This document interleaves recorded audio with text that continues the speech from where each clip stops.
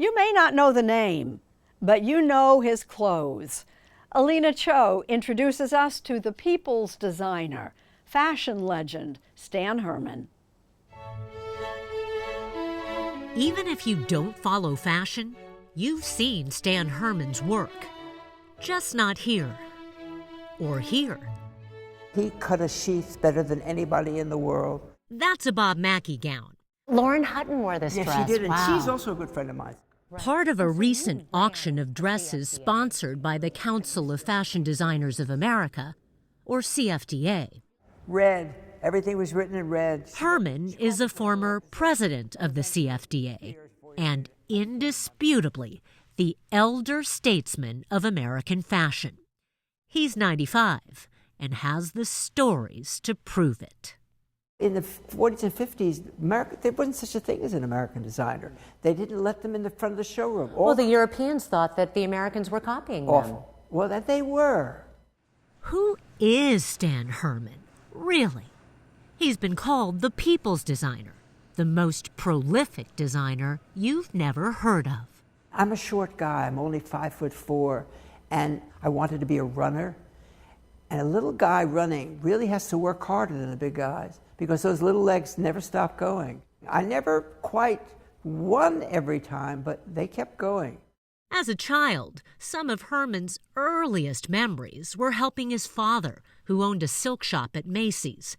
He served in the Army, even performed on Broadway before getting his first big break in 1960, designing a label called Mr. Mort. How would you describe the clothes that you were designing for Mr. Mort? I was very sure that women that didn't have a lot of money could have good taste. I put big signs all over the place, said everything in this has to look twice the price. I ended up doing lots of clothes in solid colors because that, to me, looked very, very expensive. Allie McGraw wore Mr. Mort. Michael Kors's mom did, too.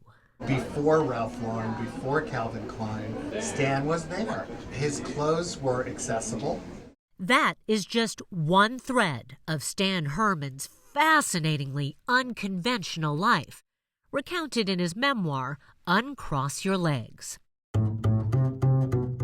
Unconventional because Herman is best known for designing clothes that some might not consider, well, clothes.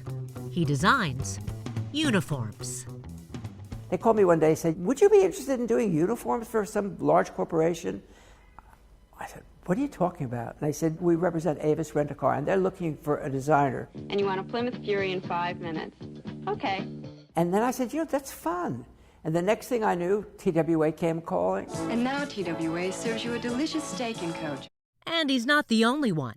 Valentino, Halston, Bill Blass, and Giorgio Armani designed uniforms too.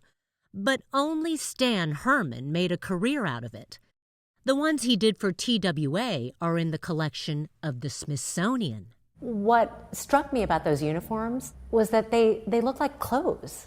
They are clothes. You hit the nail on the head. That's why Stan Herman's been very, very successful. How's this for success? Herman designed what's arguably the most iconic, recognizable uniform ever made. Clean, bright, fast, polite, with smiles that never end. Thank you. This one for the Golden Arches that debuted in 1976. He's been designing for JetBlue since the beginning and for FedEx for 44 years. Every day of Carolyn Bentham's 28-year career as FedEx courier, she has worn a Stan Herman design. And how does it feel? Comfortable. Yeah. I feel like a superhero when I put this on. Oh, yeah? Did you hear that? They're very modern. I even have customers that want to wear it. Why do you think that is? I'm not going to toot my own horn. I think I look good in my uniform. It's great. And because Stan Herman is the people's designer, he's here in the studio, our good friend Stan Herman. He also sells loungewear on QVC. It is funny that at the end of my life, I'm known as the guy who's dressing people in fancy house dresses. Stan Herman may not be a household name, but he's dressed millions of households. And at nearly 96, he's not done yet. Not even close. There are very few poets in our industry.